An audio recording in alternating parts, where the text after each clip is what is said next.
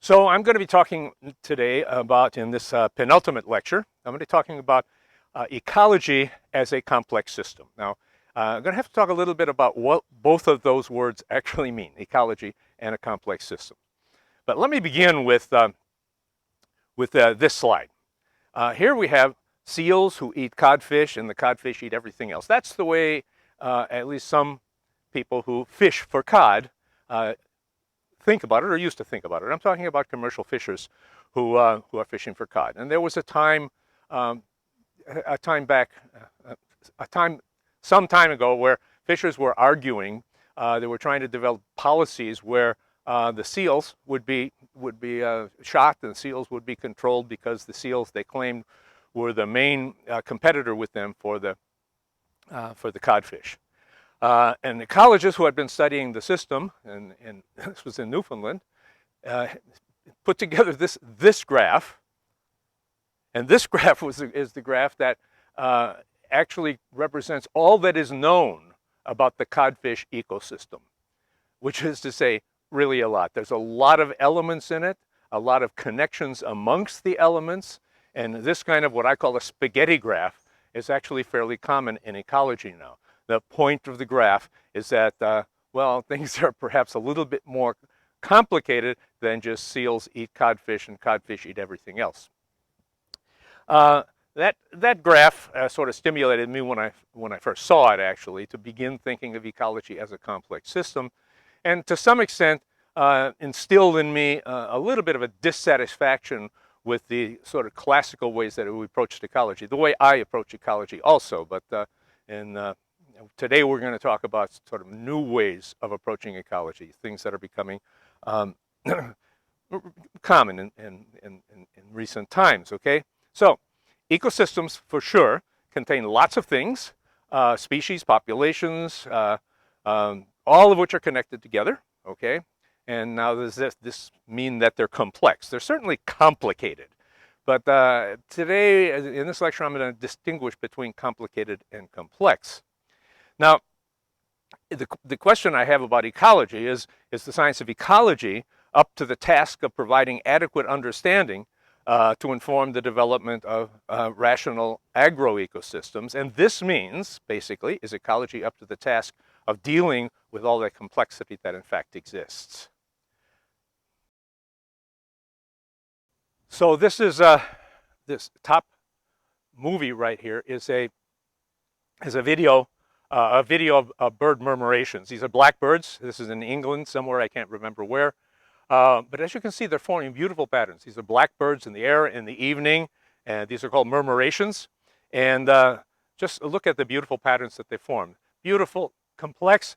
If you were to describe them, if you were to try to make I don't know, make a little game or something like that to create these kinds of things, how would you go about doing it?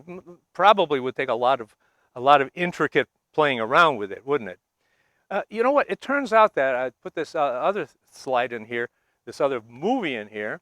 It turns out that if you see these blackbirds or these birds at a at a drinking fountain, basically what the birds are doing at the drinking fountain is each bird has two things in mind. The bird wants to get close to all the other birds, but it wants to keep the other birds away from it. Now, if you just put a model on the computer, which is just simply says that, I have a bird, it's in XYZ space, it's in three-dimensional space here, and I have another one, and this one wants to get next to this one, but it wants this one to go away from it. This one wants to get next to this one, but it wants it to go away from it. If you just have that very, very elemental, simple idea, that can produce patterns such as the patterns that you see in these murmurations, these beautiful patterns that you see in the murmurations. Let me contrast the patterns with that you see in the murmurations with a different kind of a pattern. This is a coqui frog. The bottom one is a diagram of a coqui frog playing the Congo drums. The coquis are very iconic in the Puerto Rican culture. They make a sound at night that goes coqui, coqui, coqui, which is why they're called coquis, and they fill the night air, and many Puerto Ricans feel that that's a comforting sound to go to sleep with. Anyway, they're coqui frogs in Puerto Rico and frogs all over the Caribbean, the islands in the Caribbean, Cuba, Puerto Rico, Hispaniola, etc. Furthermore, there are lizards. These are just a couple of aniline lizards that exist there. And if you look at the literature, what you find is that there are enormous numbers of reptiles and amphibians on the islands of the Caribbean.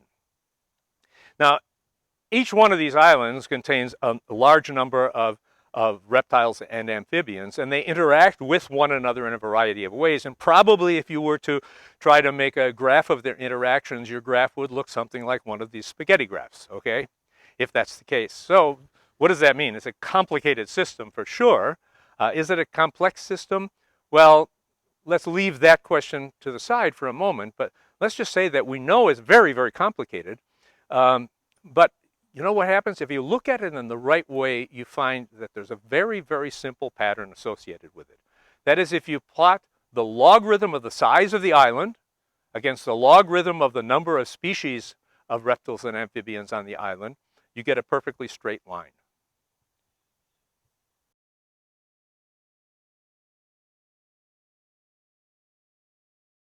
So we're left with what may seem like a little bit of a conundrum, right? It's not, but it might seem that way to start with. I mean, first of all, we see that very simple systems, birds doing what they do, simple systems can create very complicated patterns. But on the other hand, we see that very complicated systems can create simple patterns. Simple systems create complicated patterns. Complicated systems create simple patterns. That, in my way of thinking, I think that's one of the best ways to summarize sort of the spirit of what the study of complex systems is about. Now, I guess lots of details, talk about some of them right now, but if you keep that in mind, that both sides of that coin are relevant to the study and the scientific study of complex systems. Time for a bit of an anecdote now. A while back in Costa Rica, I was doing some interviews with tomato farmers. A friend of mine who was an economist, an agricultural economist from El Salvador, he and I went to the farmers market, and there were a lot of farmers there who were selling lots of different things. And there were some tomato farmers there. And the idea is we had this idea that we're going to go and we're going to see if we could quantify what the supply curve kind of looked like. So we went up to tomato farmers and we said, well, let's suppose that tomatoes are selling for such and such a price. What fraction of your farm, what percentage of your farm would you actually put into tomatoes? And they would tell us, you know, the expectation, of course, is that if low prices are low, well, you don't put much into tomatoes. If the price goes a little higher, you put more in. If the price goes a little higher, you put more, and you eventually reach a plateau, right? And we're going to figure out how long it takes to get to that plateau, what the price would be to get to that plateau. So we said, we start out with the tomato at a very, very low price, which you can see here. The first little circle on the diagram here is what they told us. Very, very small fraction. Then we upped it a little bit, and they upped the number of the proportion of their farm they would put in tomatoes, and a little bit more, they upped it yet more, and we figured now we're almost at 100%. So it pretty much will probably be a plateau there, but then we elevated the price a little bit more, and we said, well, if the price was a little bit more, how much would you plant? Expecting them to say 100%, and what they said was less. And as we kept increasing the price, why they kept saying less and less and less, like this. So the pattern really is something like this. The pattern is that they like that old adage, no one ever goes there anymore, it's too crowded. Well, it's like nobody produces tomatoes anymore. There's too many people producing tomatoes. That's the basic idea. Now, this is this is not really surprising to a real economist. I mean, this is an idea that Herbert Simon put forth a long time ago. It's called constrained rationality. Or limited rationality, something like that. The idea is, it's not what you learn in the beginning part of Econ 101, for example, that you have a series of independent producers and they're responding to market signals, and they all respond to market signals independently of one another. They don't talk to one another, and then you have independent consumers, blah, blah, blah, and all that, and you have two curves that cross, and that sets the price, and it's an equilibrium, right? But what you have in the real world, you have farmers that farmers that are making lots of different kinds of decisions. In this particular case, when asking the farmers why they would plant less, why they all had the same answer.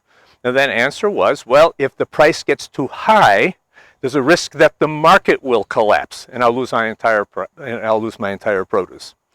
Now, this is why they're not rational in the sense that, according to classic economic theory, they're supposed to produce more as long as the price goes up. There's sort of a constrained rationality in that they're not just maximizing their production, but they're minimizing their risk also. So, what we have here is it's a basic idea of balancing two things, and farmers do this a lot. The next lecture is going to be all about that, actually. But farmers are always balancing various factors of their farming operation. In this particular case, they were balancing the production with the risk taking. Now, when you have a pattern like that, stop to think about what that actually does. I mean, if I'm a tomato farmer and I say, oh, the price is too high now, all my neighbors are going to be producing tomatoes, and therefore the market might collapse. Well, if I think that, why don't my neighbors think that? And if they do think that, well, then nobody's going to plant tomatoes, and the market will not collapse, and then I'll plant tomatoes, because then I'll really make a killing. But wait, now if all my other neighbors are thinking that same thing, and so this becomes an infinite process when you stop to think about it. This is the kind of sort of nonlinear feedback that creates conditions that are referred to as chaos. Here we're back to looking at a graph that we've seen before when we were talking about plant pathology. This is the idea that I explained in plant pathology, where you can have very sudden transitions. We call them critical transitions. And then you have a zone of hysteresis. Inside of that zone of hysteresis, you have an equilibrium point where you have a large density of the pathogen, and at the same time you have an equilibrium where there's no pathogen at all, or a low population of pathogen at least, and in between there's an unstable point. This is a zone of hysteresis, of course. Let me draw a different graph, a slightly different graph, and let's look at the economic condition in a region. Okay, and a region can go from rich on the left to poor on the right. I perhaps should have put it the other way, but for now this will do. So we're going from a very rich region to a very poor region, and you can either think of looking at different regions going along that gradient, or the same region as it moves from rich to poor or poor to rich, back and forth. And then on the y-axis we have the agroecosystem style. And I'm thinking of three different styles, really. The one on the bottom, the red line, represents that agroecosystem style where there's mainly nothing but landless peasants, shall we say, people who don't own any land, so not really farmers. And that's certainly a bad situation. On the other hand, we range in the agroecosystem style then up to the highest one, which is bad in the sense that it's the industrial capitalist system, which as I've talked about before, results in all sorts of environmental damage and social damage, etc. But in between, why we have this good situation. Now, I've drawn the graph this way to make a point. I'm not saying that this is the way the world really works. I am saying, though, that this is a possibility of how the world works. And I'm showing this graph to make one particular point about hysteresis and critical transition. If we begin, for example, on the right-hand side with the very bad low agroecosystem style, where basically we have little agriculture in the area, maybe one gigantic farm or something like that, but most everybody in the area is poor and landless. Now, if we increase the economic activity, or increase the wealth of the territory, increasing the wealth of the territory moves in this direction, and then note that we're still in the same place that we were before, the same agroecosystem style, just all basically landless people. Then we increase the wealth again, and the same thing happens. We're still at the level of nothing more than landless peasants. And then all of a sudden, we reach a point, according to this graph, we reach a point where all of a sudden we jump to the industrial system. How this happens in any sort of real sense, let's not talk about that for a moment. I'm trying to explain this graph, actually. But we went from the very, very bad system to the very, very bad system, okay? The bad system where nobody has any land, to the bad system where the land is all contained by industrial farms that are messing up the environment and the social structure. Now let's suppose that and then when we're there and we're up in that bad situation, let's suppose that we now move from rich towards poor. That is, we decrease the wealth of the territory. Now, note when we decrease the wealth of the territory, we don't suddenly go back to the original situation, but we remain with that agroecosystem style, that quote bad ecosystem style. Then, if we increase the wealth again of the territory, nothing happens again and again, and ultimately we reach a point where we have another critical transition. And all of a sudden we go from the bad agriculture, bad industrial agriculture, to the bad agriculture where nobody has any land and there's no production at all. So what you can see here is that there is a middle ground. On purpose, I'm postulating that middle ground, but because of the arrangement of the critical transitions and the hysteresis zones, that middle ground is impossible to attain. Impossible to attain if all we do is simply worry about the economics or the wealth of the territory that we're concerned with right here. In other words, there could be this unattainable middle ground, the unattainable good agroecosystem. We can't get there by doing nothing more than working with the wealth of the territory that we're talking about. To get to that place, that sort of hidden middle, you might call it, you have to take some sort of active action to place the system in that position if you want to get there at all.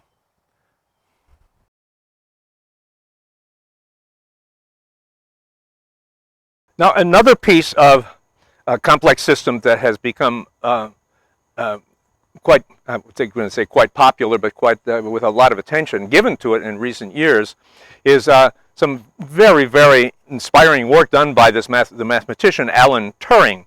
Alan Turing was a mathematician, a British mathematician during the times of World War II, and actually he's really quite famous by using mathematical combinatorics to actually break the Nazi secret code, and he's credited with one of the components that led to the winning of the war by the Allies. But the thing that I want to talk about is a different piece of his work. It's a work that he did with spatial dynamics. And what he did was he was considering chemicals, and he was considering the idea in chemicals where you have the way we consider a chemical reaction frequently is that we have a balance between an activation process and a repression process, right? So that chemicals are activated, but then as they get activated, they're repressed. And so this is a normal way that we think of equilibrium in chemical reactions. And then he combined that with another kind of equilibrium, and that's the equilibrium of diffusion. If you take a beaker of water, for example, and you put a drop of ink in the beaker of water, well, first of all, you can see the drops sort of moving down in through the water, but eventually, it diffuses so that you get a nice, constant equilibrium situation of just a bunch of gray water in the beaker. So you put these two these two processes that are super stable, activator and repressor plus diffusion, you put them together, and guess what happens? And this is his brilliance, actually, because he did this before there were really significant computer capabilities, but he set up a system of what's called reaction-diffusion equations. Reaction, you see here the activator and the repressor being the reaction, and then diffusion, reaction-diffusion. And he solved those equations to show that what happens is you get structure, you get spatial structure in the system. So that if you really take a petri dish and you set the chemicals up properly so that you have an activator and a repressor, and the key here is that the repressor has to diffuse faster than the activator. So you have an activator and a repressor. The repressor diffuses faster than the activator, and what happens is you get little patches of these chemicals in the petri dish. Now, some people have noticed in the past that in ecology, well, you have you have activator repressor systems all over the place. I mean, metaphorically speaking, of course, but you can consider a prey as an activator. It's activating because it's reproducing, right? And as it reproduces, why the predator gets in there, and the predator as the represses it, okay, by eating it, okay. So you have an activator and a repressor. Now, our normal predator-prey equations they don't do much of anything. They just sort of cycle around, and we all know that. But now you put that in space, like Turing put his chemicals in space, and guess what happens? If the predator moves faster, diffuses more rapidly than the prey does, that is, migrates or or gets blown around by the wind or whatever, but it's faster than the prey, what you tend to get is spatial structure. Now, I'm going to tell you about a really important experiment that was done back in the 50s. This was this is a classic experiment by Huffaker, in which he took a tray of oranges, like this tray of oranges, and he had two mites. One mite just fed on the surface of the orange, and the other mite was the predator on that mite. Okay, now what he found was that if you take a single orange and you put both mites there, why, what happens is pretty obvious. The predator eats all the prey and then dies of starvation. And so if you just have a single orange, that's all that happens. Predator eats prey, dies of starvation. Predator eats prey, dies of starvation, that's all. But when you put it in an arena like this, so that you have the possibility of both predator and prey migrating from orange to orange to orange to orange, guess what happens? Why, you can now get long-term oscillations like you get in sort of like you get in the classic differential equations of the predator-prey relationships, okay? So in this experiment that he did in the 50s, why, he actually had 3 levels of oscillations that look very much like your theoretical oscillations that you get from a predator-prey system. Now, there's another thing that he observed, and this is from his paper here. That's one of the oscillations of the 3 oscillations I said he had. But also what he published there is he published the spatial arrangement of those mites. The dark blue here, the dark blue squares represent the oranges that have a high population of the prey. And as you can see, as you move through time there, you can see the prey generating little patches. Now, you might have to use your imagination a little bit here to see the patches, but the point is they're not randomly distributed by any stretch of the imagination. They do form a spatial pattern. And it's arguably the case that this spatial pattern really does represent the same kind of phenomenon that Alan Turing was talking about when he was talking about the reaction diffusion system. So here's a reaction system, predator-prey plus diffusion, migration of predator, migration of prey. Predator goes fast, migrates faster than the prey does, and what you tend to get these clusters of occupation. Another important theme in the application of complex systems to ecological systems comes from these kinds of graphs. I mean, these kinds of graphs are all over the place. This one happens to show the various organisms that eat one another.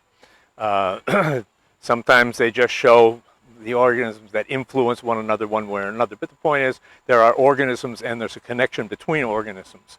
Now, this is usually referred to as a graph, where the organism is a node and the connection between 2 nodes or 2 organisms is called an edge. That's just the formal terminology in graphs. Up here I have positioned a diagram, a very simplified diagram, to try and explain some of the insights that have emerged from this sort of analysis. This is called the analysis of graphs, or more recently they're referred to as networks, the analysis of networks. In this particular graph, let's say we have 1, 2, 3, 4, 5, 6, 7, 8, 9, 10, 11, we have 12 nodes. And I'm imagining that these nodes are, for example, 12 banana plants that are planted around a very swampy area.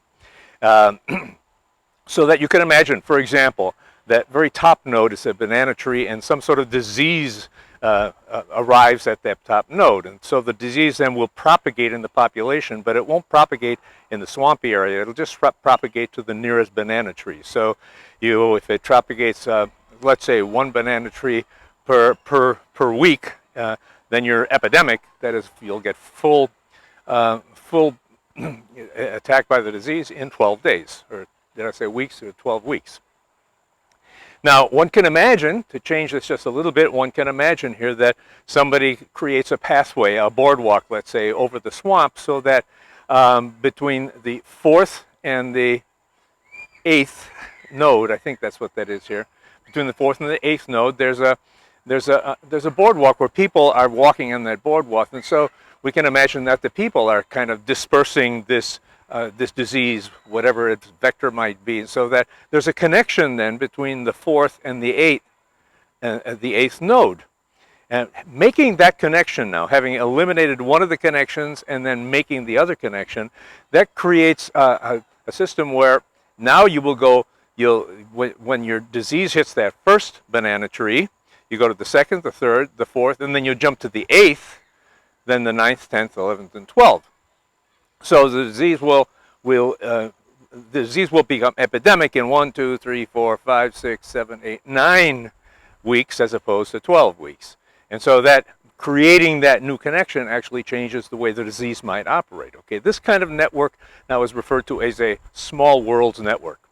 Now, just making that one connection, it's pretty obvious how you have created a smaller world from the point of view of whatever is going to be acting on that network. If you continue that process, say take one of the edges, one of the connections, one of the edges at random and eliminate it, and take the one of the nodes that was connected there and connect that with a random node in some other part of the network. And so you get something like this, for example. Then you continue that process, eventually what you will get is you'll get a series of nodes with the same number of edges as originally, but they'll be all randomly connected. This is referred to as a random graph. Now, just pursuing this idea just a little bit further, you can imagine that there's some of these nodes, and let's continue with the banana trees. Some of the banana trees are preferred over others. You might imagine that a bird, a parrot, let's say, is nesting in one of the trees. Say, as the parrot moves from tree to tree, it always comes back to that same tree, so it prefers that one tree. So as it might be attracting, not attracting, but grabbing onto the propagules of this disease, whatever it is, are catching onto its feet or its feathers or its wings, and comes back to that preferred banana all the time. So this is referred to as a preferential attachment. So your edges now are the edges in the graph now are preferentially attached to some particular nodes and not others.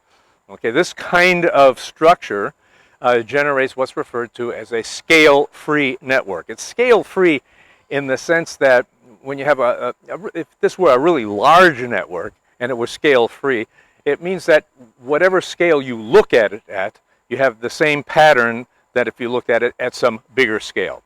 I don't think it's necessary to go into a whole lot more detail about that, but this overall framework then, where you go from a regular graph, the one all the way on the left there, a regular graph, to a small worlds graph, to a random graph, and then to a scale-free network. These are basically the generalized structure that network scientists have come up with. And here are some of the scientists who have done them. Duncan Watson, Steve Strogas for the small world networks, and Erdős Renyi for the random networks, and then Barabasi and Albert for the scale-free networks. So this is these are three general formulations, three sort of structural ways that networks can be formed. Now, people who study networks, sometimes the question as to whether you have a scale-free network or a small worlds network, it's not easy to determine if your network is really large. Okay, I've given you these examples here so that you can understand the conceptual framework, but actually deciding if you have a real network, deciding whether it's small worlds or random or regular or scale-free, it's not an easy process. People have developed techniques for doing it, statistical techniques for doing it, and if one is interested in the analysis of networks, those techniques can be useful, of course. But this general structural way of looking at a complex system applies in so many different ways, and can apply to agroecosystems also. If you have, for example, a group of farms in a valley, how are they connected, and what do you mean by the connection? Is the connection a connection of roadways that go from farm to farm? Is it a connection of socially speaking, families that are friends with other families in that connection? And so you can have a network of farms in an area, and you can ask questions about what the structure of that network is, and study various aspects of the agroecosystem in that big valley based on the network structure of the farms in the valley. Or on a particular farm, you can have a particular planting pattern of some crop, say some of the traditional crops in a small family farm somewhere in the tropics, and you can ask whether the crops themselves form a network of some sort that that might be small worlds or might be scale-free, etc. Or you can have the sort of the more traditional network approach, where you have a food web, where you have all of the herbivores that are eating some particular crop, and then you have all the predators that are eating those herbivores, and all the predators that are eating those predators of those herbivores, and that can form a food web. And that food web then can be formulated as if it were a network, as is frequently done.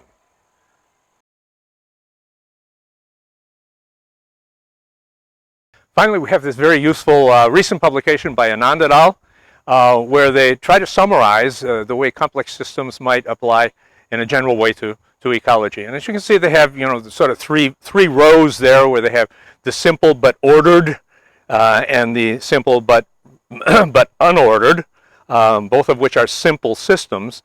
And then sort of in between there, they have the ones that are complex. And then in the columns, you have the time sequence, the temporal part of it. Then you have the spatial part of it, and then you have the network structure, or the structural part of it. The last column we're not going to talk about. That's sort of statistical properties that we don't want to get into in this particular lecture.